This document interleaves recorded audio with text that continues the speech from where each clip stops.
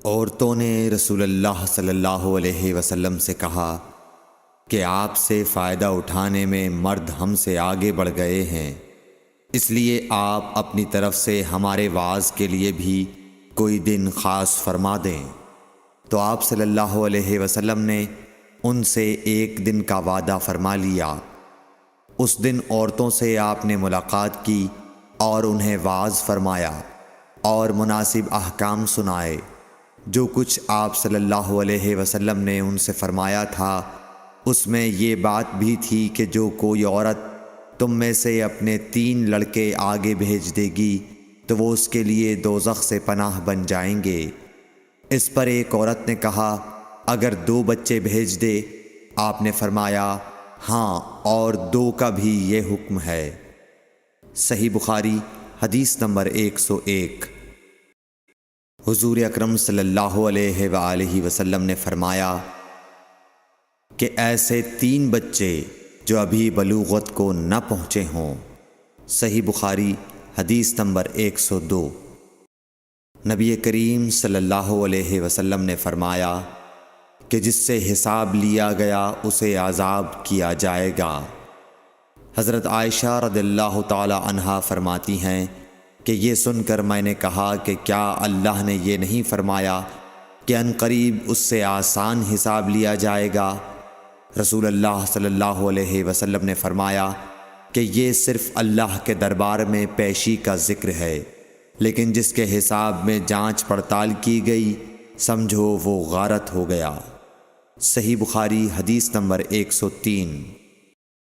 رسول اللہ صلی اللہ علیہ وسلم نے اللہ کی حمد و ثنا بیان کی، پھر فرمایا کہ مکے کو اللہ نے حرام کیا ہے، آدمیوں نے حرام نہیں کیا۔ تو سن لو کہ کسی شخص کے لیے جو اللہ پر اور یوم آخرت پر ایمان رکھتا ہو جائز نہیں ہے کہ مکے میں خون ریزی کرے یا اس کا کوئی پیڑ کاٹے۔ پھر اگر کوئی اللہ کے رسول کے لڑنے کی وجہ سے اس کا جواز نکالے تو اس سے کہہ دو اللہ نے اپنے رسول کے لیے اجازت دی تھی، تمہارے لیے نہیں دی، اور مجھے بھی دن کے کچھ لمحوں کے لیے اجازت ملی تھی، آج اس کی حرمت لوٹ آئی جیسی کل تھی، اور حاضر غائب کو یہ بات پہنچا دے۔ صحیح بخاری حدیث نمبر 104۔ ایک مرتبہ ابو بکر رضی اللہ عنہ نے رسول اللہ صلی اللہ علیہ وسلم کا ذکر کیا کہ آپ صلی اللہ علیہ وسلم نے فرمایا تمہارے خون اور تمہارے مال، محمد کہتے ہیں کہ میرے خیال میں آپ نے اعراضکم کا لفظ بھی فرمایا، یعنی اور تمہاری آبروئیں تم پر حرام ہیں، جس طرح تمہارے آج کے دن کی حرمت تمہارے اس مہینے میں۔ سن لو یہ خبر حاضر غائب کو پہنچا دے۔ اور محمد راوی حدیث کہتے تھے کہ رسول اللہ صلی اللہ علیہ وسلم نے سچ فرمایا۔ پھر دوبارہ فرمایا کہ کیا میں نے اللہ کا یہ حکم تمہیں نہیں پہنچا دیا؟ صحیح بخاری حدیث نمبر 105۔ رسول اللہ صلی اللہ علیہ وسلم نے فرمایا کہ مجھ پر جھوٹ مت بولو، کیونکہ جو مجھ پر جھوٹ باندھے وہ دوزخ میں داخل ہو۔ صحیح بخاری حدیث نمبر 106۔ رسول اللہ صلی اللہ علیہ وسلم نے فرمایا کہ جو شخص مجھ پر جھوٹ باندھے گا وہ اپنا ٹھکانہ جہنم بنا لے۔ صحیح بخاری حدیث نمبر 107۔ نبی اکرم صلی اللہ علیہ وسلم نے فرمایا کہ جو شخص مجھ پر جان بوجھ کر جھوٹ باندھے تو وہ اپنا ٹھکانہ جہنم میں بنا لے۔ صحیح بخاری حدیث نمبر 108۔ رسول اللہ صلی اللہ علیہ وسلم نے فرمایا کہ جو شخص میرے نام سے وہ بات بیان کرے جو میں نے نہیں کہی تو وہ اپنا ٹھکانہ جہنم میں بنا لے۔ صحیح بخاری حدیث نمبر 109۔ رسول اللہ صلی اللہ علیہ وسلم کا فرمان ہے کہ اپنی اولاد کا میرے نام کے اوپر نام رکھو مگر میری کنیت اختیار نہ کرو، اور جس شخص نے مجھے خواب میں دیکھا تو بلا شبہ اس نے مجھے دیکھا، کیونکہ شیطان میری صورت میں نہیں آ سکتا، اور جو شخص مجھ پر جان بوجھ کر جھوٹ بولے وہ دوزخ میں اپنا ٹھکانہ تلاش کرے۔ صحیح بخاری حدیث نمبر 110۔ جحیفہ کہتے ہیں کہ میں نے حضرت علی رضی اللہ عنہ سے پوچھا کہ کیا تمہارے پاس کوئی اور بھی کتاب ہے؟ انہوں نے فرمایا کہ نہیں، مگر اللہ کی کتاب قرآن ہے، یا پھر فہم ہے جو وہ ایک مسلمان کو عطا کرتا ہے، یا پھر جو کچھ صحیفے میں ہے۔ میں نے پوچھا اس صحیفے میں کیا ہے؟ انہوں نے فرمایا دیت اور قیدیوں کی رہائی کا بیان ہے، اور یہ حکم کہ مسلمان کافر کے بدلے قتل نہ کیا جائے۔ صحیح بخاری حدیث نمبر 111۔ قبیلہ خزاعہ کے کسی شخص نے بنو لیث کے کسی آدمی کو اپنے مقتول کے بدلے میں مار دیا تھا۔ یہ فتح مکہ والے سال کی بات ہے۔ رسول اللہ صلی اللہ علیہ وسلم کو یہ خبر دی گئی۔ آپ نے اپنی اونٹنی پر سوار ہو کر خطبہ پڑھا اور فرمایا کہ اللہ نے مکے سے قتل یا ہاتھی کو روک لیا۔ امام بخاری رحمۃ اللہ علیہ فرماتے ہیں اس لفظ کو شک کے ساتھ سمجھو۔ ایسا ہی ابو نعیم وغیرہ نے القتل اور الفیل کہا ہے۔ ان کے علاوہ دوسرے لوگ الفیل کہتے ہیں۔ پھر رسول اللہ صلی اللہ علیہ وسلم نے فرمایا کہ اللہ نے ان پر اپنے رسول اور مسلمانوں کو غالب کر دیا، اور سمجھ لو کہ وہ مکہ کسی کے لیے حلال نہیں ہوا، نہ مجھ سے پہلے اور نہ آئندہ کبھی ہوگا، اور میرے لیے بھی صرف دن کے تھوڑے سے حصے کے لیے حلال کر دیا گیا تھا۔ سن لو کہ وہ اس وقت حرام ہے، نہ اس کا کوئی کانٹا توڑا جائے، نہ اس کے درخت کاٹے جائیں، اور اس کی گری پڑی چیزیں بھی وہی اٹھائے جس کا منشا یہ ہو کہ وہ اس شے کا تعارف کرا دے گا۔ تو اگر کوئی شخص مارا جائے تو اس کے عزیزوں کو اختیار ہے دو باتوں کا، یا دیت لیں یا بدلہ۔ اتنے میں ایک یمنی آدمی ابو شاہ نامی آیا اور کہنے لگا یہ مسائل میرے لیے لکھوا دیجئے۔ تب آپ نے فرمایا کہ ابو فلاں کے لیے یہ مسائل لکھ دو۔ تو ایک قریشی شخص نے کہا یا رسول اللہ مگر اذخر، یعنی اذخر کاٹنے کی اجازت دے دیجئے، کیونکہ اسے ہم گھروں کی چھتوں پر ڈالتے ہیں یا مٹی ملا کر اور اپنی قبروں میں بھی ڈالتے ہیں۔ یہ سن کر رسول اللہ صلی اللہ علیہ وسلم نے فرمایا کہ ہاں مگر اذخر۔ صحیح بخاری حدیث نمبر 112۔ وہب بن منبح کے بھائی کہتے ہیں کہ میں نے حضرت ابو ہریرہ رضی اللہ تعالی عنہ کو کہتے ہوئے سنا کہ رسول اللہ صلی اللہ علیہ وسلم کے صحابہ میں عبداللہ بن عمر رضی اللہ عنہ کے علاوہ مجھ سے زیادہ کوئی حدیث بیان کرنے والا نہیں تھا، مگر وہ لکھ لیا کرتے تھے اور میں لکھتا نہیں تھا۔ صحیح بخاری حدیث نمبر 113۔ جب نبی اکرم صلی اللہ علیہ وسلم کے مرض میں شدت ہو گئی تو آپ صلی اللہ علیہ وسلم نے فرمایا کہ میرے پاس سامان کتابت لاؤ تاکہ تمہارے لیے ایک تحریر لکھ دوں، تاکہ بعد میں تم گمراہ نہ ہو سکو۔ اس پر حضرت عمر رضی اللہ عنہ نے لوگوں سے کہا کہ اس وقت آپ صلی اللہ علیہ وسلم پر تکلیف کا غلبہ ہے، اور ہمارے پاس اللہ کی کتاب قرآن موجود ہے جو ہمیں ہدایت کے لیے کافی ہے۔ اس پر لوگوں کی رائے مختلف ہو گئی اور شور و غل زیادہ ہونے لگا۔ آپ صلی اللہ علیہ وسلم نے فرمایا میرے پاس سے اٹھ کھڑے ہو، میرے پاس جھگڑنا ٹھیک نہیں۔ اس پر ابن عباس رضی اللہ عنہ یہ کہتے ہوئے نکل گئے کہ بے شک مصیبت بڑی سخت مصیبت ہے، وہ چیز جو ہمارے اور رسول کے اور آپ کی تحریر کے درمیان حائل ہو گئی۔ صحیح بخاری حدیث نمبر 114۔ ایک رات نبی کریم صلی اللہ علیہ وسلم نے بیدار ہوتے ہی فرمایا کہ سبحان اللہ، آج کی رات کس قدر فتنے اتارے گئے ہیں اور کتنے ہی خزانے کھولے گئے ہیں۔ ان حجرے والیوں کو جگاؤ، کیونکہ بہت سی عورتیں جو دنیا میں باریک کپڑا پہننے والی ہیں وہ آخرت میں ننگی ہوں گی۔ صحیح بخاری حدیث نمبر 115۔ حضرت عبداللہ بن عمر رضی اللہ عنہ نے فرمایا کہ آخر عمر میں ایک دفعہ رسول اللہ صلی اللہ علیہ وسلم نے ہمیں عشاء کی نماز پڑھائی۔ جب آپ نے سلام پھیرا تو کھڑے ہو گئے اور فرمایا کہ تمہاری آج کی رات وہ ہے کہ اس رات سے 100 برس کے آخر تک کوئی شخص جو زمین پر ہے وہ باقی نہیں رہے گا۔ صحیح بخاری حدیث نمبر 116۔ حضرت عبداللہ بن عباس رضی اللہ تعالی عنہ فرماتے ہیں کہ ایک رات میں اپنی خالہ میمونہ بنت حارث زوجہ نبی کریم صلی اللہ علیہ وسلم کے پاس گزاری، اور نبی کریم صلی اللہ علیہ وسلم اس دن ان کی رات میں انہی کے گھر تھے۔ آپ صلی اللہ علیہ وسلم نے عشاء کی نماز مسجد میں پڑھی، پھر گھر تشریف لائے اور 4 رکعت نماز نفل پڑھ کر آپ سو گئے۔ پھر اٹھے اور فرمایا کہ ابھی تک یہ لڑکا سو رہا ہے یا اسی جیسا لفظ فرمایا۔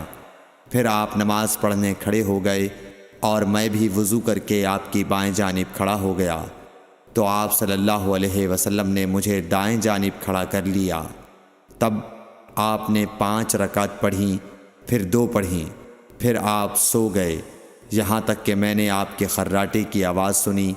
پھر آپ کھڑے ہو کر نماز کے لیے باہر تشریف لے آئے۔ صحیح بخاری حدیث نمبر 117۔ حضرت ابو ہریرہ رضی اللہ تعالیٰ عنہ کہتے ہیں کہ لوگ کہتے ہیں کہ ابو ہریرہ بہت حدیثیں بیان کرتے ہیں، اور میں کہتا ہوں کہ قرآن میں 2 آیتیں نہ ہوتیں تو میں کوئی حدیث بیان نہ کرتا۔ پھر یہ آیت پڑھی جس کا ترجمہ یہ ہے، جو لوگ اللہ کی نازل کی ہوئی دلیلوں اور آیتوں کو چھپاتے ہیں، آخر آیت رحیم تک۔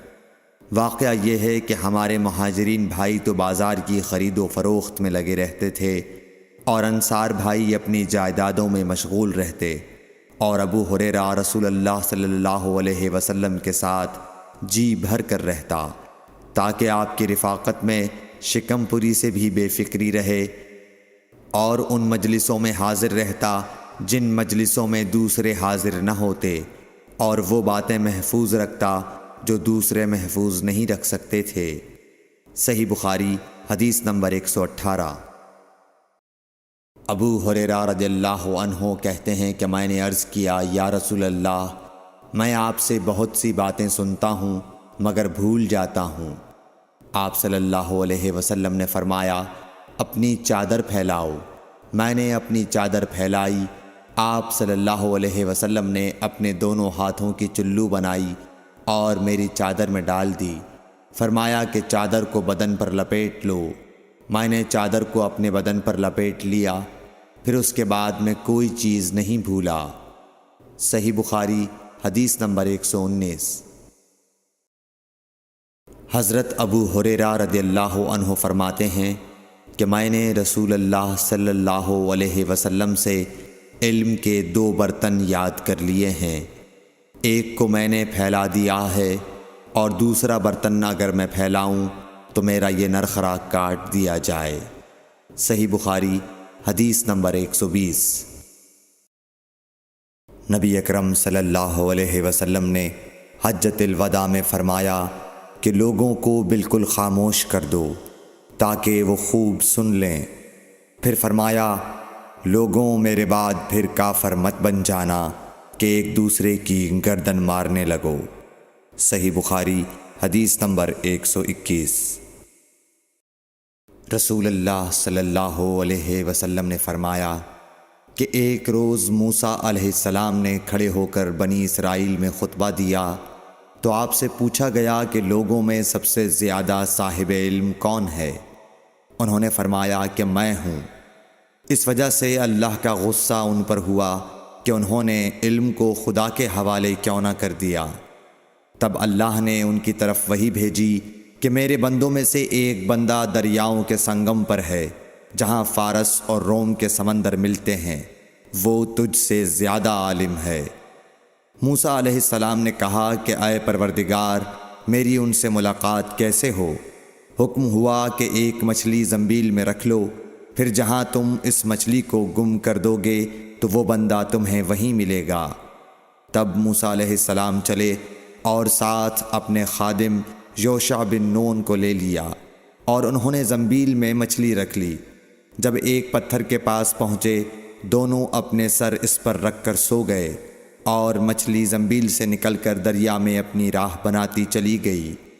اور یہ بات موسیٰ علیہ السلام اور ان کے ساتھی کے لیے بے حد تعجب کی تھی۔ پھر دونوں باقی رات اور دن میں جتنا وقت باقی تھا چلتے رہے۔ جب صبح ہوئی، موسیٰ علیہ السلام نے خادم سے کہا، ہمارا ناشتہ لاؤ، اس سفر میں ہم نے کافی تکلیف اٹھائی ہے۔ اور موسیٰ علیہ السلام بالکل نہیں تھکے تھے، مگر جب اس جگہ سے آگے نکل گئے جہاں تک انہیں جانے کا حکم ملا تھا، تب ان کے خادم نے کہا کہ کیا آپ نے دیکھا تھا کہ جب ہم صخرہ کے پاس ٹھہرے تھے تو میں مچھلی کا ذکر بھول گیا؟ بقول بعض صخرہ کے نیچے آب حیات تھا، وہ اس مچھلی پر پڑا اور وہ زندہ ہو کر بقدرت الہی دریا میں چل دی۔ یہ سن کر موسیٰ علیہ السلام بولے کہ یہی وہ جگہ ہے جس کی ہمیں تلاش تھی، تو وہ پچھلے پاؤں واپس ہو گئے۔ جب پتھر تک پہنچے تو دیکھا کہ ایک شخص کپڑا اوڑھے ہوئے موجود ہے۔ موسیٰ علیہ السلام نے انہیں سلام کیا۔ خضر نے کہا کہ تمہاری سرزمین میں سلام کہاں؟ پھر موسیٰ علیہ السلام نے کہا کہ میں موسیٰ ہوں۔ خضر بولے کہ بنی اسرائیل کے موسیٰ؟ انہوں نے جواب دیا ہاں۔ پھر کہا کہ کیا میں آپ کے ساتھ چل سکتا ہوں تاکہ آپ مجھے ہدایت کی وہ باتیں بتلاؤ جو اللہ نے خاص آپ ہی کو سکھلائی ہیں؟ خضر بولے کہ تم میرے ساتھ صبر نہیں کر سکو گے۔ اے موسیٰ، مجھے اللہ نے ایسا علم دیا ہے جسے تم نہیں جانتے، اور تم کو جو علم دیا ہے اسے میں نہیں جانتا۔ اس پر موسیٰ علیہ السلام نے کہا کہ خدا نے چاہا تو آپ مجھے صابر پاؤ گے، اور میں کسی بات میں آپ کی نافرمانی نہیں کروں گا۔ پھر دونوں دریا کے کنارے کنارے پیدل چلے۔ ان کے پاس کوئی کشتی نہ تھی کہ ایک کشتی ان کے سامنے سے گزری تو کشتی والوں سے انہوں نے کہا کہ ہمیں بٹھا لو۔ خضر کو انہوں نے پہچان لیا اور بغیر کرائے کے سوار کر لیا۔ اتنے میں ایک چڑیا آئی اور کشتی کے کنارے پر بیٹھ گئی۔ پھر سمندر میں اس نے ایک یا دو چونچیں ماری۔ اسے دیکھ کر خضر بولے کہ اے موسیٰ، میرے اور تمہارے علم نے اللہ کے علم میں سے اتنا ہی کم کیا ہوگا جتنا اس چڑیا نے سمندر کے پانی سے۔ پھر خضر نے کشتی کے تختوں میں سے ایک تختہ نکال ڈالا۔ موسیٰ علیہ السلام نے کہا کہ ان لوگوں نے تو ہمیں کرایہ لیے بغیر مفت میں سوار کیا، اور آپ نے ان کی کشتی کی لکڑی اکھاڑ ڈالی تاکہ یہ ڈوب جائیں۔ خضر بولے کہ کیا میں نے نہیں کہا تھا کہ تم میرے ساتھ صبر نہیں کر سکو گے؟ اس پر موسیٰ علیہ السلام نے جواب دیا کہ بھول پر میری گرفت نہ کرو۔ موسیٰ علیہ السلام نے بھول کر یہ پہلا اعتراض کیا تھا۔ پھر دونوں چلے۔ کشتی سے اتر کر ایک لڑکا بچوں کے ساتھ کھیل رہا تھا۔ خضر نے اوپر سے اس کا سر پکڑ کر ہاتھ سے اسے الگ کر دیا۔ موسیٰ علیہ السلام بول پڑے، کیا آپ نے ایک بے گناہ بچے کو بغیر کسی جانی حق کے مار ڈالا؟ غضب ہو گیا۔ خضر بولے کہ میں نے تم سے نہیں کہا تھا کہ تم میرے ساتھ صبر نہیں کر سکو گے؟ ابن عیینہ کہتے ہیں کہ اس کلام میں پہلے سے زیادہ تاکید ہے، کیونکہ پہلے کلام میں لفظ لکا نہیں کہا تھا، اس میں لکا زائد کیا، جس سے تاکید ظاہر ہے۔ پھر دونوں چلتے رہے، حتیٰ کہ ایک گاؤں والوں کے پاس آئے، ان سے کھانا لینا چاہا۔ انہوں نے کھانا کھلانے سے انکار کر دیا۔ انہوں نے وہیں دیکھا کہ ایک دیوار اسی گاؤں میں گرنے کے قریب تھی۔ خضر نے اپنے ہاتھ کے اشارے سے اسے سیدھا کر دیا۔ موسیٰ علیہ السلام بول اٹھے کہ اگر آپ چاہتے تو گاؤں والوں سے اس کام کی مزدوری لے سکتے تھے۔ خضر نے کہا کہ بس اب ہم اور تم میں جدائی کا وقت آ گیا ہے۔ جناب محبوب کبریا رسول اللہ صلی اللہ علیہ وسلم فرماتے ہیں کہ اللہ موسیٰ علیہ السلام پر رحم کرے۔ ہماری تمنا تھی کہ موسیٰ علیہ السلام کچھ دیر اور صبر کرتے تو مزید واقعات ان دونوں کے بیان کیے جاتے اور ہمارے سامنے روشنی میں آتے، مگر حضرت موسیٰ علیہ السلام کی عجلت نے اس علم لدنی کے سلسلے کو جلد ہی منقطع کرا دیا۔ صحیح بخاری حدیث نمبر 122۔ ایک شخص رسول اللہ صلی اللہ علیہ وسلم کی خدمت اقدس میں حاضر ہوا اور اس نے عرض کیا، یا رسول اللہ، اللہ کی راہ میں لڑائی کی کیا صورت ہے؟ کیونکہ ہم میں سے کوئی غصے کی وجہ سے اور کوئی غیرت کی وجہ سے جنگ کرتا ہے۔ تو آپ صلی اللہ علیہ وسلم نے اس کی طرف سر اٹھایا، اور سر اس لیے اٹھایا کہ پوچھنے والا کھڑا ہوا تھا۔ پھر آپ صلی اللہ علیہ وسلم نے فرمایا، جو اللہ کے کلمے کو سر بلند کرنے کے لیے لڑے وہ اللہ کی راہ میں لڑتا ہے۔ صحیح بخاری حدیث نمبر 123۔ رسول اللہ صلی اللہ علیہ وآلہ وسلم سے رمی کے وقت پوچھا جا رہا تھا تو ایک شخص نے عرض کیا، یا رسول اللہ، میں نے رمی سے قبل قربانی کر لی۔ آپ صلی اللہ علیہ وسلم نے فرمایا، اب رمی کر لو، کچھ حرج نہیں ہوا۔ دوسرے نے کہا، یا رسول اللہ، میں نے قربانی سے پہلے سر مڈا لیا۔ آپ صلی اللہ علیہ وسلم نے فرمایا، اب قربانی کر لو، کچھ حرج نہیں۔ اس وقت جس چیز کے بارے میں جو آگے پیچھے ہو گئی تھی آپ سے پوچھا گیا، آپ صلی اللہ علیہ وسلم نے یہی جواب دیا، اب کر لو، کچھ حرج نہیں۔ صحیح بخاری حدیث نمبر 124۔ حضرت عبداللہ بن مسعود رضی اللہ تعالی عنہ کہتے ہیں کہ ایک مرتبہ میں رسول کریم صلی اللہ علیہ وسلم کے ساتھ مدینے کے کھنڈرات میں چل رہا تھا اور آپ کھجور کی چھڑی پر سہارا دے کر چل رہے تھے، تو کچھ یہودیوں کا ادھر سے گزر ہوا۔ ان میں سے ایک نے دوسرے سے کہا کہ آپ سے روح کے بارے میں کچھ پوچھو۔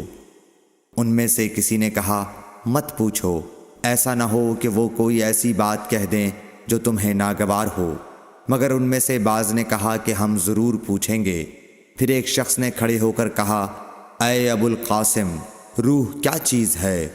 آپ نے خاموشی اختیار فرمائی۔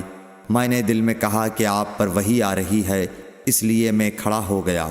جب آپ صلی اللہ علیہ وسلم سے وہ کیفیت دور ہو گئی تو آپ صلی اللہ علیہ وسلم نے قرآن کی یہ آیت جو اس وقت نازل ہوئی تھی تلاوت فرمائی، اے نبی، تم سے یہ لوگ روح کے بارے میں پوچھ رہے ہیں، کہہ دو کہ روح میرے رب کے حکم سے ہے، اور تمہیں علم کا بہت تھوڑا حصہ دیا گیا ہے، اس لیے تم روح کی حقیقت نہیں سمجھ سکتے۔ صحیح بخاری حدیث نمبر 125۔ رسول اللہ صلی اللہ علیہ وآلہ وسلم نے ارشاد فرمایا کہ اے عائشہ، اگر تیری قوم دور جاہلیت کے ساتھ قریب نہ ہوتی بلکہ پرانی ہو گئی ہوتی۔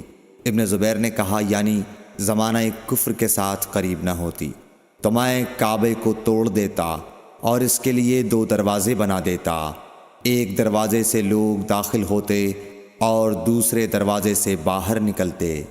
صحیح بخاری حدیث نمبر 126۔ حضرت علی رضی اللہ عنہ کا ارشاد ہے کہ لوگوں سے وہ باتیں کرو جنہیں وہ پہچانتے ہوں۔ کیا تمہیں یہ پسند ہے کہ لوگ اللہ اور اس کے رسول کو جھٹلا دیں؟ صحیح بخاری حدیث نمبر 127۔ ایک مرتبہ حضرت معاذ بن جبل رسول اللہ صلی اللہ علیہ وسلم کے پیچھے سواری پر سوار تھے۔ آپ نے فرمایا، اے معاذ، میں نے عرض کیا، حاضر ہوں یا رسول اللہ۔ آپ صلی اللہ علیہ وسلم نے دوبارہ فرمایا، اے معاذ، میں نے عرض کیا، حاضر ہوں اے اللہ کے رسول۔ آپ صلی اللہ علیہ وسلم نے 12 فرمایا، اے معاذ، میں نے عرض کیا، حاضر ہوں اے اللہ کے رسول۔ 3 بار ایسا ہوا۔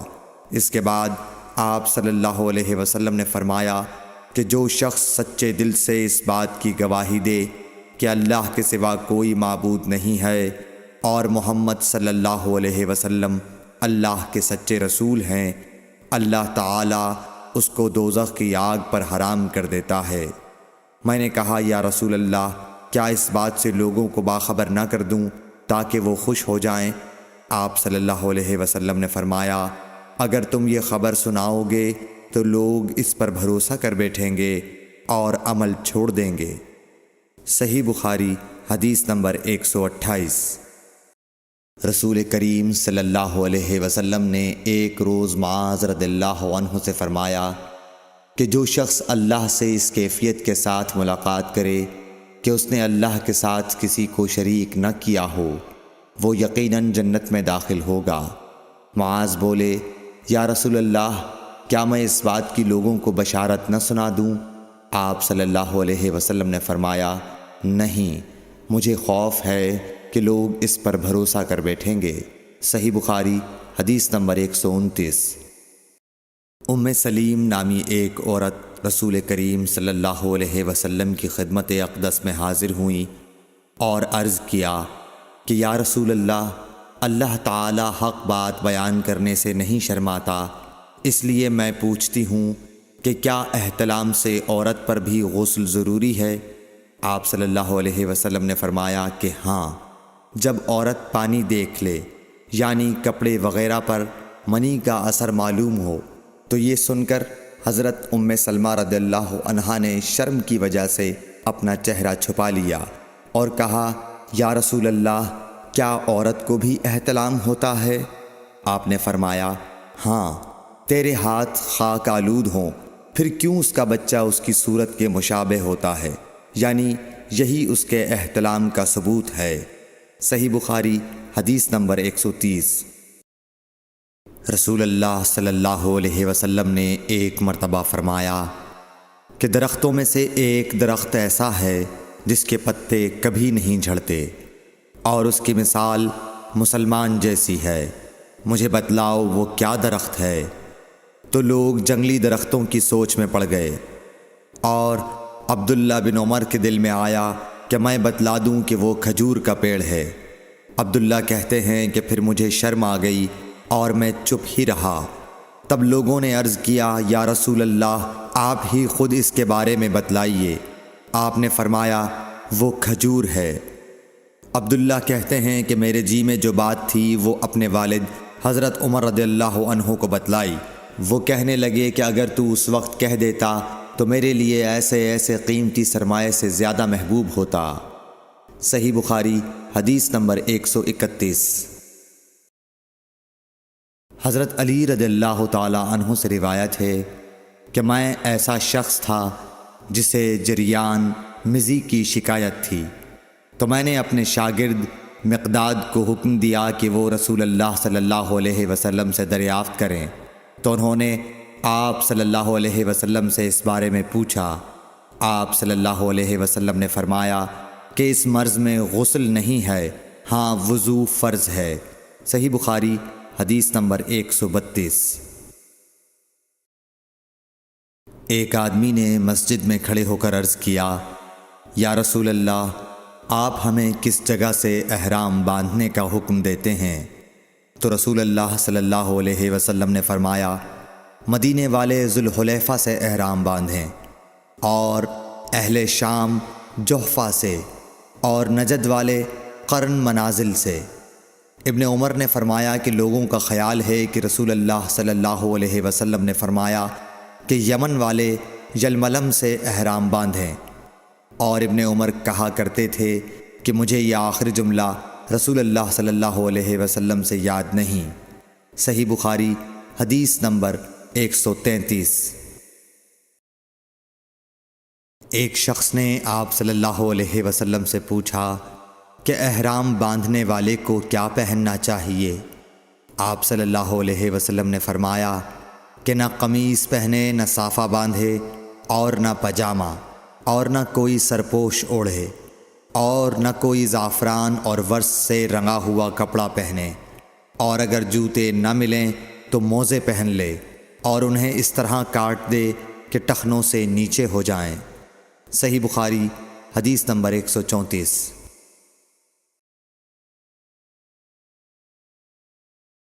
رسول اللہ صلی اللہ علیہ وسلم نے فرمایا کہ جو شخص حدث کرے اس کی نماز قبول نہیں ہوتی جب تک کہ وہ دوبارہ وضو نہ کر لے۔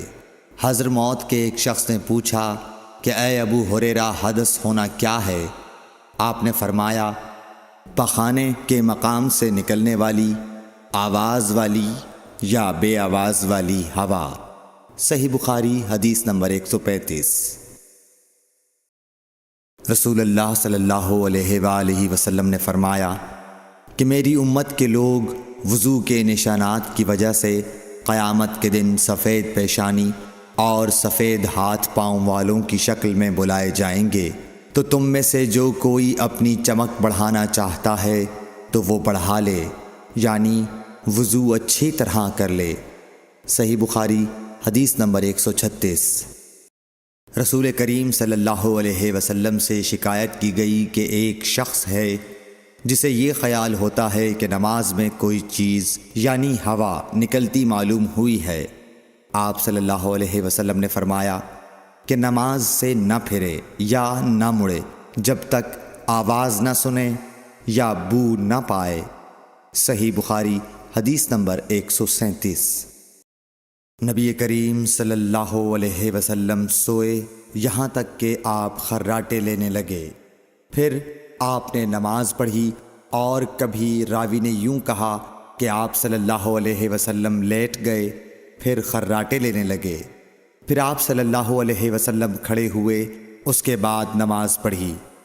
پھر سفیان نے ہم سے دوسری مرتبہ، ابن عباس رضی اللہ تعالی عنہ کہتے تھے کہ ایک مرتبہ میں نے اپنی خالہ ام المومنین حضرت میمونہ کے گھر رات گزاری تو میں نے دیکھا کہ رسول اللہ صلی اللہ علیہ وسلم رات کو اٹھے۔ جب تھوڑی رات باقی رہ گئی تو آپ صلی اللہ علیہ وسلم نے اٹھ کر ایک لٹکے ہوئے مشکیزے سے ہلکا سا وضو کیا۔ عمرو اس کا ہلکا پن اور معمولی ہونا بیان کرتے تھے، اور آپ کھڑے ہو کر نماز پڑھنے لگے تو میں نے بھی اسی طرح وضو کیا جس طرح آپ صلی اللہ علیہ وسلم نے کیا تھا، پھر آ کر آپ کے بائیں طرف کھڑا ہو گیا۔ اور کبھی سفیان نے ان یسارہ کے بجائے ان شمالہ کا لفظ کہا، مطلب دونوں کا ایک ہی ہے۔ پھر آپ صلی اللہ علیہ وسلم نے مجھے پھیر لیا اور اپنی داہنی جانب کر لیا، پھر نماز پڑھی جس قدر اللہ کو منظور تھا۔ پھر آپ لیٹ گئے اور سو گئے حتیٰ کہ خراٹوں کی آواز آنے لگی۔ پھر آپ کی خدمت میں مؤذن حاضر ہوا اور اس نے آپ کو نماز کی اطلاع دی۔ آپ صلی اللہ علیہ وسلم اس کے ساتھ نماز کے لیے تشریف لے گئے، پھر آپ نے نماز پڑھی اور وضو نہیں کیا۔ سفیان کہتے ہیں کہ ہم نے عمروں سے کہا، کچھ لوگ کہتے ہیں کہ رسول اللہ صلی اللہ علیہ وسلم کی آنکھیں سوتی تھیں، دل نہیں سوتا تھا۔ عمروں نے کہا، میں نے عبید بن عمیر سے سنا، وہ کہتے تھے کہ انبیاء علیہ السلام کے خواب بھی وہی ہوتے ہیں۔ پھر قرآن کی یہ آیت پڑھی، میں خواب میں دیکھتا ہوں کہ میں تجھے ذبح کر رہا ہوں۔ صحیح بخاری حدیث نمبر 138۔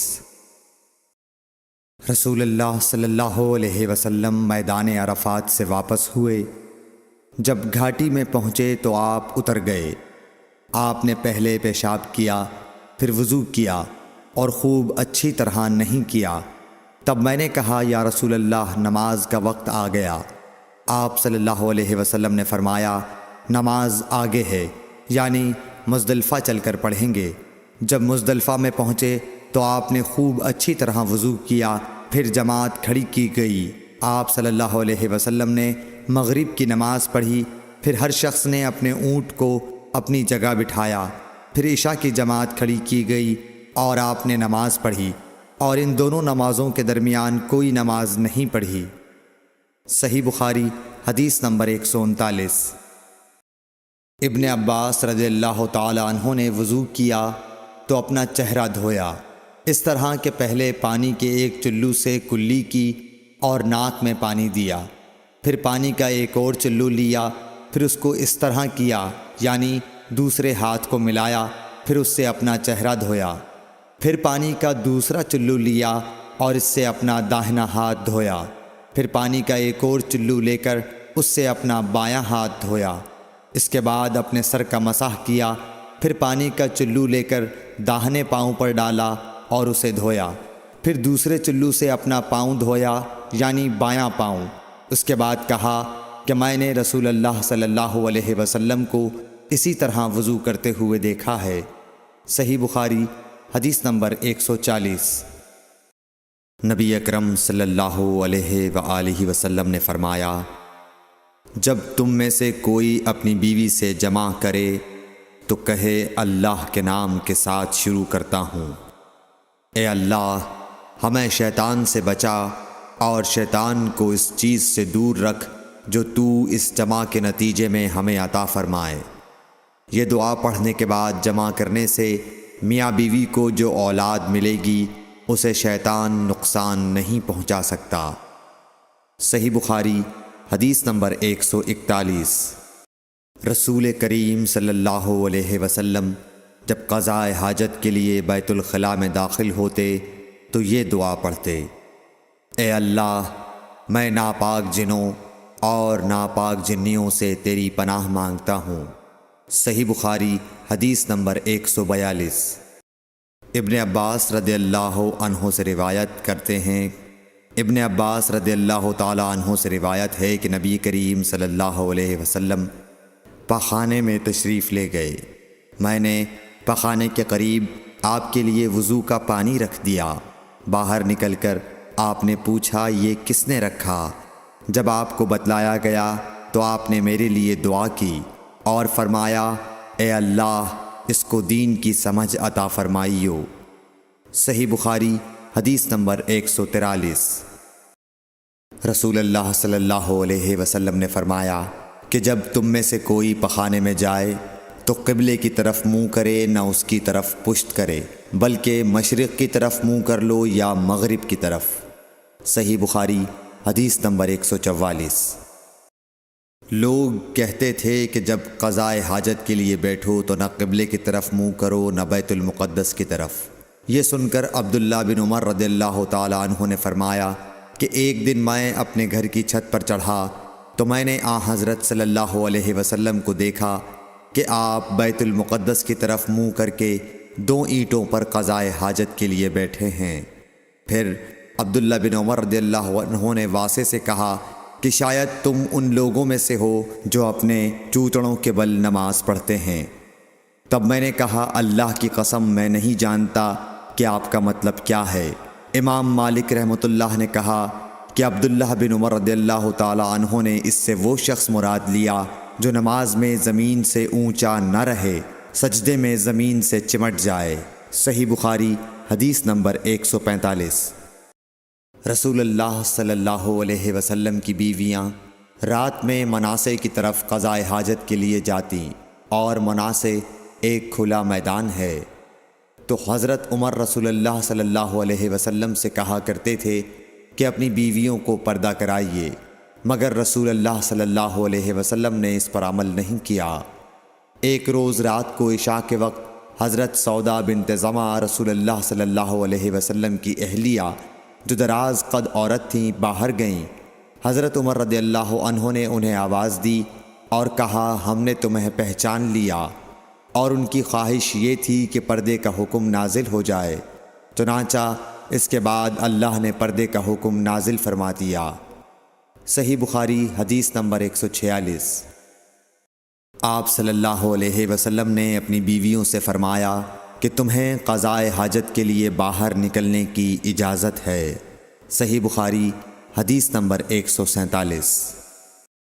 عبداللہ بن عمر رضی اللہ تعالی عنہ فرماتے ہیں کہ ایک دن میں اپنی بہن اور رسول اللہ صلی اللہ علیہ وسلم کی اہلیہ محترمہ حفصہ کے مکان کی چھت پر اپنی کسی ضرورت سے چڑھا تو مجھے رسول اللہ صلی اللہ علیہ وسلم قضاء حاجت کرتے وقت قبلے کی طرف پشت اور شام کی طرف منہ کیے ہوئے نظر آئے۔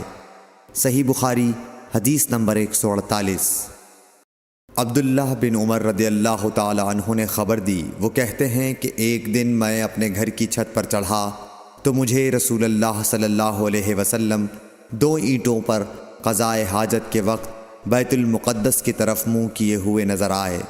صحیح بخاری حدیث نمبر 149۔ انس بن مالک رضی اللہ تعالی عنہ کہتے تھے کہ جب رسول اللہ صلی اللہ علیہ وسلم رفع حاجت کے لیے نکلتے تو میں اور ایک لڑکا اپنے ساتھ پانی کا برتن لے آتے تھے، مطلب یہ کہ اس پانی سے رسول اللہ صلی اللہ علیہ وسلم طہارت کیا کرتے تھے۔ صحیح بخاری حدیث نمبر 150۔ انس رضی اللہ تعالی عنہ کہتے ہیں کہ جب نبی کریم صلی اللہ علیہ وسلم قضاء حاجت کے لیے نکلتے، میں اور ایک لڑکا دونوں آپ صلی اللہ علیہ وسلم کے پیچھے جاتے تھے اور ہمارے ساتھ پانی کا ایک برتن ہوتا تھا۔ صحیح بخاری حدیث نمبر 151۔ انس بن مالک کہتے تھے کہ رسول اللہ صلی اللہ علیہ وسلم پخانے میں جاتے تو میں اور ایک لڑکا پانی کا برتن اور نیزہ لے کر چلتے تھے، پانی سے آپ طہارت کرتے تھے۔ صحیح بخاری حدیث نمبر 152۔ رسول اللہ صلی اللہ علیہ وسلم نے فرمایا، جب تم میں سے کوئی پانی پیے تو برتن میں سانس نہ لے، اور جب پخانے میں جائے تو اپنی شرمگاہ کو داہنے ہاتھ سے نہ چھوئے اور نہ داہنے ہاتھ سے استنجا کرے۔ صحیح بخاری حدیث نمبر 153۔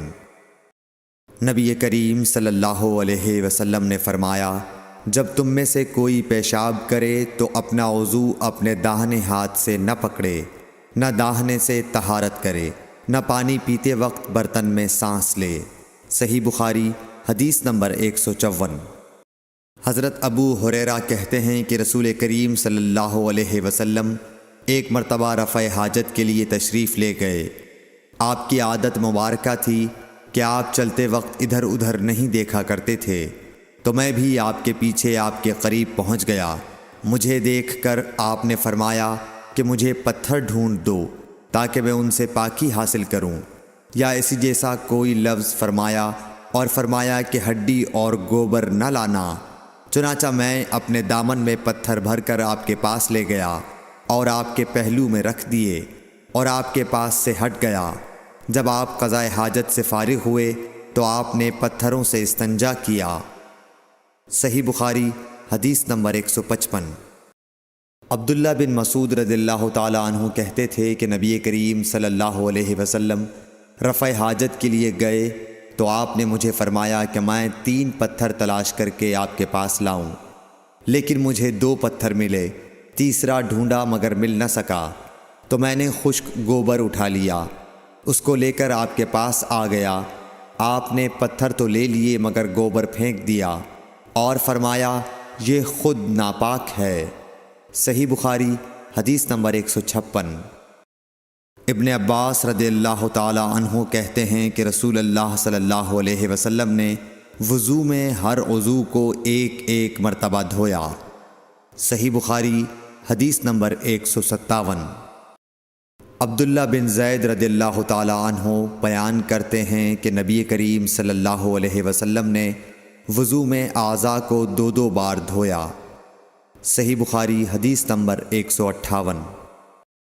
حضرت عثمان بن عفان رضی اللہ تعالی عنہ نے پانی کا برتن مانگا اور لے کر پہلے اپنی ہتھیلیوں پر 3 مرتبہ پانی ڈالا، پھر انہیں دھویا۔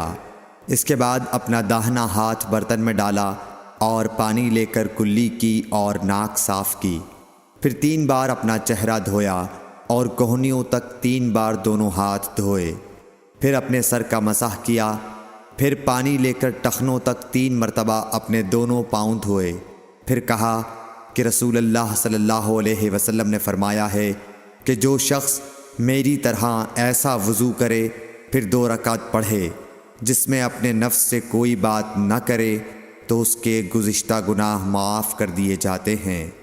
صحیح بخاری حدیث نمبر 159۔ رسول اللہ صلی اللہ علیہ وسلم فرماتے ہیں کہ جب بھی کوئی شخص اچھی طرح وضو کرتا ہے اور خلوص کے ساتھ نماز پڑھتا ہے تو اس کے ایک نماز سے دوسری نماز پڑھنے تک کے گناہ معاف کر دیے جاتے ہیں۔ صحیح بخاری حدیث نمبر 160۔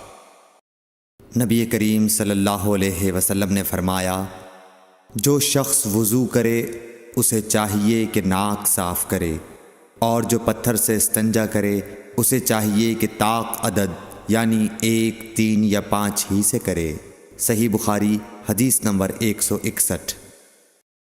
رسول اللہ صلی اللہ علیہ وسلم نے فرمایا کہ جب تم میں سے کوئی وضو کرے تو اسے چاہیے کہ اپنی ناک میں پانی دے، پھر اسے صاف کرے، اور جو شخص پتھروں سے استنجا کرے اسے چاہیے کہ بے جوڑ عدد یعنی 1 یا 3 سے استنجا کرے، اور جب تم میں سے کوئی سو کر اٹھے تو وضو کے پانی میں ہاتھ ڈالنے سے پہلے اسے دھو لے، کیونکہ تم میں سے کوئی نہیں جانتا کہ رات کو اس کا ہاتھ کہاں رہا ہے۔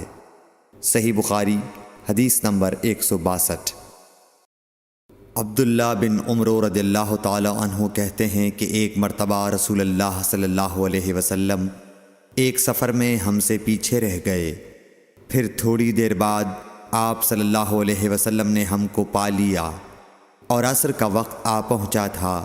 ہم وضو کرنے لگے اور اچھی طرح پاؤں دھونے کے بجائے جلدی میں ہم پاؤں پر مسح کرنے لگے۔ آپ صلی اللہ علیہ وسلم نے فرمایا، ایڑیوں کے لیے آگ کا عذاب ہے، 2 مرتبہ یا 3 مرتبہ فرمایا۔ صحیح بخاری حدیث نمبر 163۔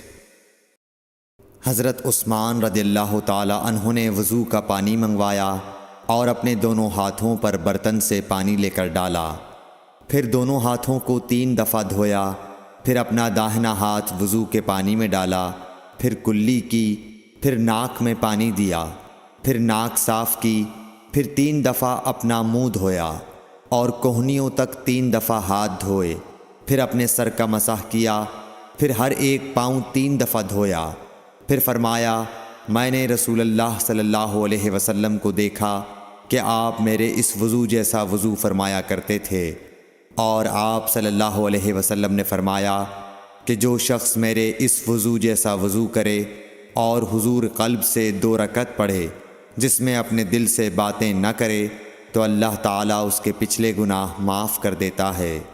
صحیح بخاری حدیث نمبر 164۔ ابو ہریرہ رضی اللہ تعالیٰ عنہ لوگوں کے پاس سے گزرے اور لوگ لوٹے سے وضو کر رہے تھے۔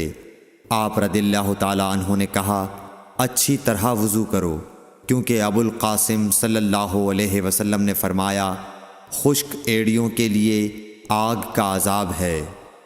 صحیح بخاری حدیث نمبر 165۔ عبداللہ بن جریح نے عبداللہ بن عمر سے کہا، اے ابو عبد الرحمن، میں نے تمہیں 4 ایسے کام کرتے ہوئے دیکھا ہے جنہیں تمہارے ساتھیوں کو کرتے ہوئے نہیں دیکھا۔ وہ کہنے لگے، اے ابن جریح وہ کیا ہیں؟ ابن جریح نے کہا کہ میں نے طواف کے وقت آپ کو دیکھا کہ 2 یمانی رکنوں کے سوا کسی اور رکن کو آپ نہیں چھوتے ہو۔ دوسرے میں نے آپ کو سبتی جوتے پہنے ہوئے دیکھا، اور تیسرے میں نے دیکھا کہ آپ زرد رنگ استعمال کرتے ہو، اور چوتھی بات میں نے یہ دیکھی کہ جب آپ مکے میں تھے لوگ ذی الحج کا چاند دیکھ کر لبیک پکارنے لگتے ہیں اور حج کا احرام باندھ لیتے ہیں، اور آپ 8ویں تاریخ تک احرام نہیں باندھتے۔ حضرت عبداللہ بن عمر رضی اللہ تعالی عنہ نے جواب دیا کہ دوسرے ارکان کو تو میں یوں نہیں چھوتا کہ میں نے رسول اللہ صلی اللہ علیہ وسلم کو یمانی رکنوں کے علاوہ کسی اور رکن کو چھوتے ہوئے نہیں دیکھا، اور رہے سبتی جوتے تو میں نے رسول اللہ صلی اللہ علیہ وسلم کو ایسے جوتے پہنے ہوئے دیکھا کہ جن کے چمڑے پر بال نہیں تھے، اور آپ انہی کو پہنے وضو فرمایا کرتے تھے، تو میں بھی انہی کو پہننا پسند کرتا ہوں۔ اور زرد رنگ کی یہ بات ہے کہ میں نے رسول اللہ صلی اللہ علیہ وسلم کو زرد رنگ رنگتے ہوئے دیکھا ہے، تو میں بھی اسی رنگ سے رنگنا پسند کرتا ہوں۔ اور احرام باندھنے کا معاملہ یہ ہے کہ میں نے رسول اللہ صلی اللہ علیہ وسلم کو اس وقت تک احرام باندھتے ہوئے نہیں دیکھا جب تک آپ کی اونٹنی آپ کو لے کر نہ چل پڑتی۔ صحیح بخاری حدیث نمبر 166۔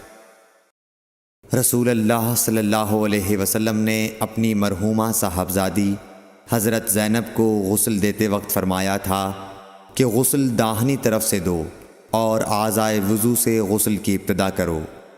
صحیح بخاری حدیث نمبر 167۔ ام المومنین حضرت عائشہ رضی اللہ تعالی عنہا فرماتی ہیں کہ رسول اللہ صلی اللہ علیہ وسلم جوتا پہننے، کنگھی کرنے، وضو کرنے اور اپنے ہر کام میں داہنی طرف سے کام کی ابتدا کرنے کو پسند فرمایا کرتے تھے۔ صحیح بخاری حدیث نمبر 168۔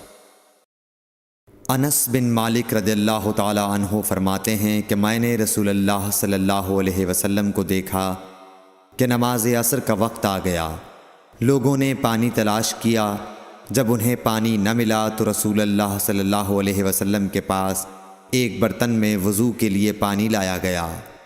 رسول اللہ صلی اللہ علیہ وسلم نے اس میں اپنا ہاتھ ڈال دیا اور لوگوں کو حکم دیا کہ اسی برتن سے وضو کریں۔ حضرت انس رضی اللہ تعالی عنہ کہتے ہیں کہ میں نے دیکھا کہ آپ کی انگلیوں کے نیچے سے پانی چشمے کی طرح ابل رہا تھا، یہاں تک کہ قافلے کے آخری آدمی نے بھی وضو کر لیا۔ صحیح بخاری حدیث نمبر 169۔ ابن سیرین کہتے ہیں کہ میں نے عبیدہ رضی اللہ تعالی عنہ سے کہا کہ ہمارے پاس رسول اللہ صلی اللہ علیہ وسلم کے کچھ بال مبارک ہیں جو ہمیں حضرت انس رضی اللہ تعالی عنہ سے یا ان کے گھر والوں کی طرف سے ملے ہیں۔ یہ سن کر عبیدہ نے کہا کہ اگر میرے پاس ان بالوں میں سے ایک بھی ہو تو وہ میرے لیے ساری دنیا اور اس کی ہر چیز سے زیادہ عزیز ہے۔ صحیح بخاری حدیث نمبر 170۔ رسول کریم صلی اللہ علیہ وسلم نے حجۃ الوداع میں جب سر کے بال منڈوائے تو سب سے پہلے ابو طلحہ رضی اللہ تعالی عنہ نے آپ کے بال لیے تھے۔ صحیح بخاری حدیث نمبر 171۔ رسول اللہ صلی اللہ علیہ وسلم نے فرمایا کہ جب کتا تم میں سے کسی کے برتن میں سے کچھ پی لے تو اس کو 7 مرتبہ دھو لو تو پاک ہو جائے گا۔ صحیح بخاری حدیث نمبر 172۔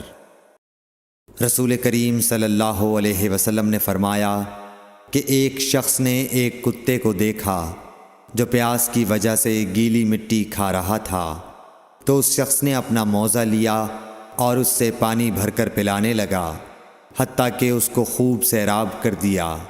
اللہ نے اس شخص کے اس کام کی قدر کی اور اسے جنت میں داخل کر دیا۔ صحیح بخاری حدیث نمبر 173۔ رسول اللہ صلی اللہ علیہ وسلم کے زمانے میں کتے مسجد میں آتے جاتے تھے، لیکن لوگ ان جگہوں پر پانی نہیں چھڑکتے تھے۔ صحیح بخاری حدیث نمبر 174۔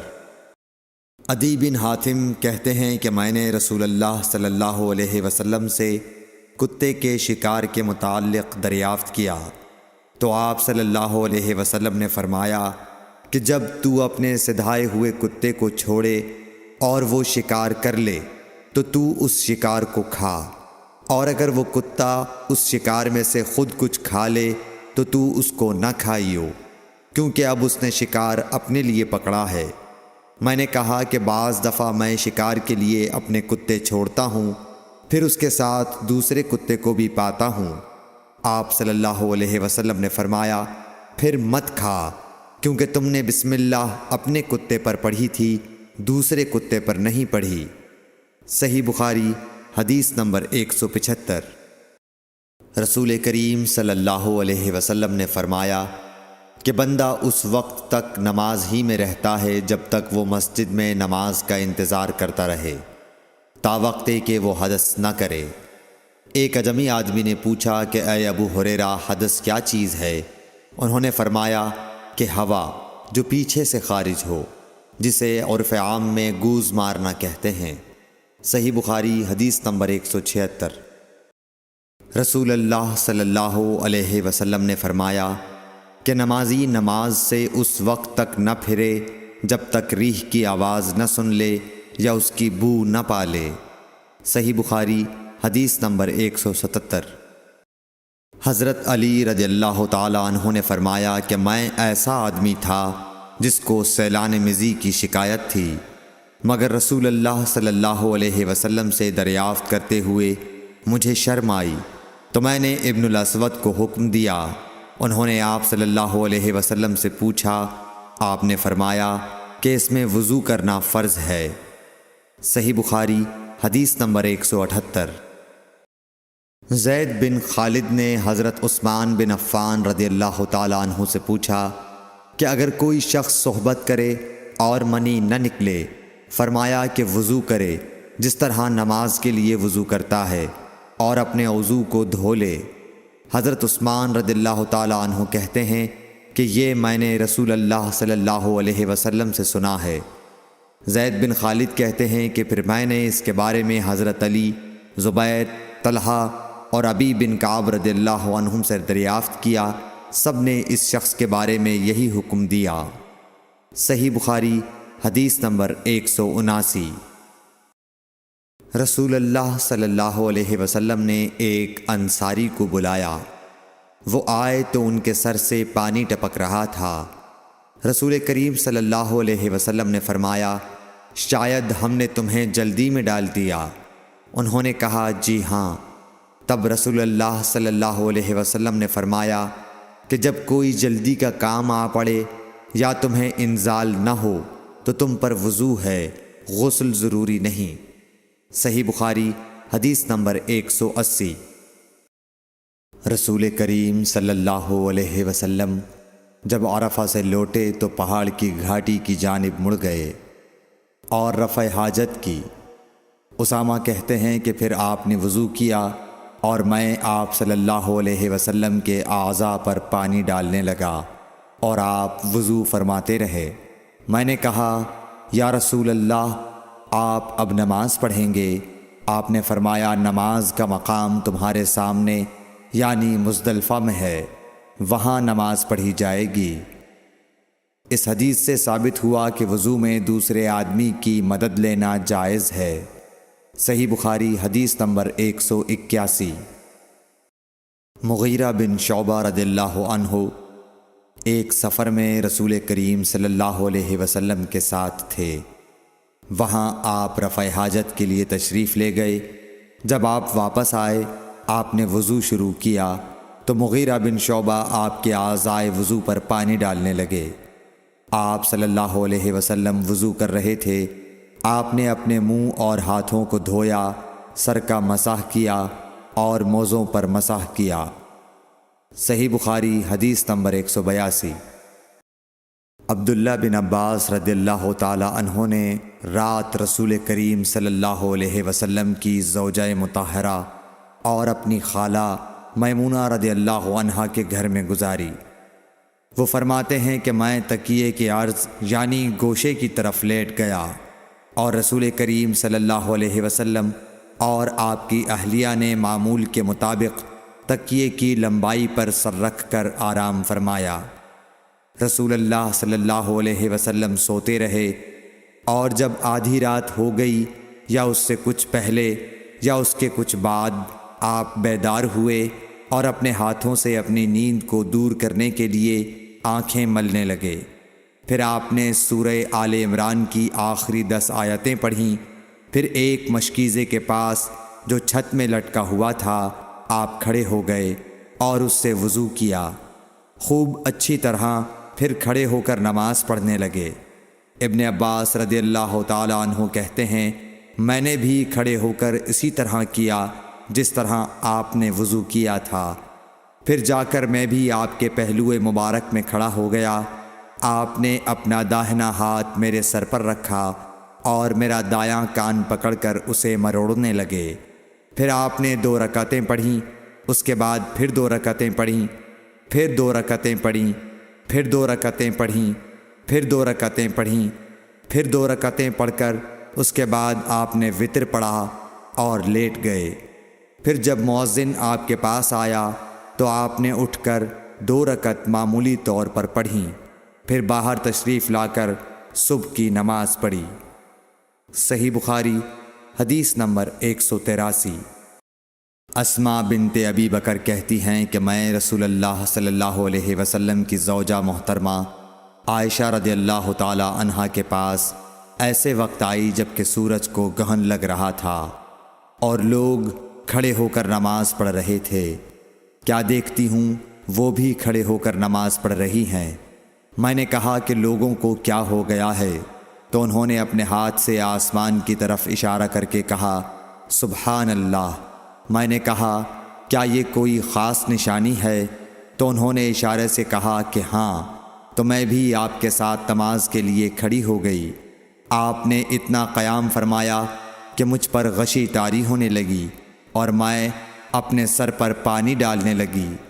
جب رسول اللہ صلی اللہ علیہ وسلم نماز سے فارغ ہوئے تو آپ نے اللہ کی حمد و ثنا بیان کی اور فرمایا، آج کوئی چیز ایسی نہیں رہی جس کو میں نے اپنی اس جگہ نہ دیکھ لیا ہو۔ حتیٰ کہ جنت اور دوزخ کو بھی دیکھ لیا، اور مجھ پر یہ وحی کی گئی ہے کہ تم لوگوں کو قبروں میں آزمایا جائے گا، دجال جیسی آزمائش یا اس کے قریب قریب۔ راوی کا بیان ہے کہ میں نہیں جانتی کہ اسما نے کون سا لفظ کہا۔ تم میں سے ہر ایک کے پاس اللہ کے فرشتے بھیجے جائیں گے اور اس سے کہا جائے گا کہ تمہارا اس شخص یعنی محمد صلی اللہ علیہ وسلم کے بارے میں کیا خیال ہے؟ پھر اسما نے لفظ ایماندار کہا یا یقین رکھنے والا کہا، مجھے یاد نہیں۔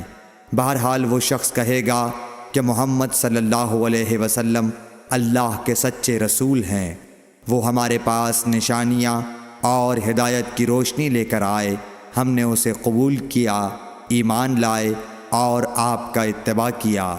پھر اس سے کہہ دیا جائے گا کہ تو سو جا، در حال یہ کہ تو مرد صالح ہے اور ہم جانتے تھے کہ تو مومن ہے۔ اور بہرحال منافق یا شکی آدمی، اسما نے کون سا لفظ کہا مجھے یاد نہیں، جب اس سے پوچھا جائے گا کہے گا کہ میں کچھ نہیں جانتا، میں نے لوگوں کو جو کہتے سنا وہی میں نے بھی کہہ دیا۔ صحیح بخاری حدیث نمبر 184۔ ایک آدمی نے عبداللہ بن زید رضی اللہ تعالی عنہ جو عمرو بن یحییٰ کے دادا ہیں سے پوچھا کہ کیا آپ مجھے دکھا سکتے ہیں کہ رسول اللہ صلی اللہ علیہ وسلم نے کس طرح وضو کیا ہے؟ عبداللہ بن زید رضی اللہ تعالی عنہ نے کہا کہ ہاں۔ پھر انہوں نے پانی کا برتن منگوایا، پہلے پانی اپنے ہاتھوں پر ڈالا اور 2 مرتبہ ہاتھ دھوئے، پھر 3 مرتبہ کلی کی، 3 بار ناک صاف کی، پھر 3 دفعہ اپنا چہرہ دھویا، پھر کوہنیوں تک اپنے دونوں ہاتھ 2 مرتبہ دھوئے، پھر اپنے دونوں ہاتھوں سے اپنے سر کا مسح کیا، اس طور پر اپنے ہاتھ پہلے آگے لائے پھر پیچھے لے گئے، مسح سر کے ابتدائی حصے سے شروع کیا، پھر دونوں ہاتھ گدی تک لے جا کر وہیں واپس لائے جہاں سے مسح شروع کیا تھا، پھر اپنے پیر دھوئے۔ صحیح بخاری حدیث نمبر 185۔ عمرو بن حسن نے عبداللہ بن زید رضی اللہ تعالیٰ عنہ سے رسول اللہ صلی اللہ علیہ وسلم کے وضو کے بارے میں پوچھا تو انہوں نے پانی کا طشت منگوایا اور ان پوچھنے والوں کے لیے رسول اللہ صلی اللہ علیہ وسلم کا سا وضو کیا۔ پہلے طشت سے اپنے ہاتھوں پر پانی گرایا، پھر 3 بار ہاتھ دھوئے، پھر اپنا ہاتھ طشت میں ڈالا اور پانی لیا، پھر کلی کی، ناک میں پانی ڈالا، ناک صاف کی 3 چلوؤں سے، پھر اپنا ہاتھ طشت میں ڈالا اور 3 مرتبہ منہ دھویا، پھر اپنے دونوں ہاتھ کوہنیوں تک دوبارہ دھوئے، پھر اپنا ہاتھ طشت میں ڈالا اور سر کا مسح کیا، پہلے آگے لائے پھر پیچھے لے گئے 1 بار، ٹخنوں تک اپنے دونوں پاؤں دھوئے۔ صحیح بخاری حدیث نمبر 186۔ ابو جحیفہ رضی اللہ تعالی عنہ کہتے تھے کہ ایک دن رسول اللہ صلی اللہ علیہ وسلم ہمارے پاس دوپہر کے وقت تشریف لائے تو آپ کے لیے وضو کا پانی حاضر کیا گیا، جس سے آپ نے وضو فرمایا۔ لوگ آپ کے وضو کا بچا ہوا پانی لے کر اسے اپنے بدن پر پھیرنے لگے۔ آپ نے ظہر کی 2 رکعتیں ادا کیں اور عصر کی بھی 2 رکعتیں، اور آپ کے سامنے آڑ کے لیے ایک نیزہ تھا۔ صحیح بخاری حدیث نمبر 187۔ ابو موسیٰ اشعری رضی اللہ تعالی عنہ کہتے ہیں کہ نبی کریم صلی اللہ علیہ وسلم نے ایک پیالہ منگوایا جس میں پانی تھا، اس سے آپ نے اپنے ہاتھ دھوئے اور اسی پیالے میں منہ دھویا اور اسی میں کلی فرمائی، پھر فرمایا تو تم لوگ اس کو پی لو اور اپنے چہروں اور سینوں پر ڈال لو۔ صحیح بخاری حدیث نمبر 188۔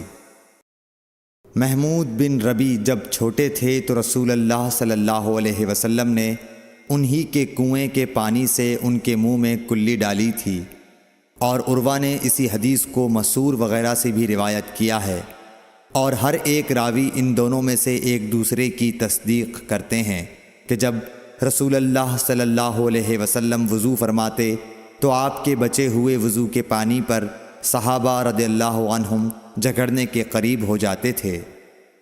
صحیح بخاری حدیث نمبر 189۔ صائب بن یزید کہتے تھے کہ میری خالہ مجھے نبی کریم صلی اللہ علیہ وسلم کی خدمت میں لے گئیں اور عرض کیا کہ یا رسول اللہ، میرا یہ بھانجا بیمار ہے۔ آپ صلی اللہ علیہ وسلم نے میرے سر پر اپنا ہاتھ پھیرا اور میرے لیے برکت کی دعا فرمائی۔ پھر آپ نے وضو کیا اور میں نے آپ کے وضو کا بچا ہوا پانی پیا۔ پھر میں آپ کی کمر کے پیچھے کھڑا ہو گیا اور میں نے مہر نبوت دیکھی، جو آپ کے مونڈھوں کے درمیان ایسی تھی جیسے چھپر کھٹ کی گھنڈی یا کبوتر کا انڈا۔ صحیح بخاری حدیث نمبر 190۔ عبداللہ بن زید رضی اللہ تعالی عنہ نے وضو کرتے وقت برتن سے پہلے اپنے دونوں ہاتھوں پر پانی ڈالا، پھر انہیں دھویا، پھر دھویا، یا یوں کہا کہ کلی کی اور ناک میں ایک چلو سے پانی ڈالا اور 3 مرتبہ اسی طرح کیا۔ پھر 3 مرتبہ اپنا چہرہ دھویا، پھر کوہنیوں تک اپنے دونوں ہاتھ 2 بار دھوئے، پھر سر کا مسح کیا، اگلی جانب اور پچھلی جانب کا، اور ٹخنوں تک اپنے دونوں پاؤں دھوئے۔ پھر کہا کہ رسول اللہ صلی اللہ علیہ وسلم کا وضو اسی طرح ہوا کرتا تھا۔ صحیح بخاری حدیث نمبر 191۔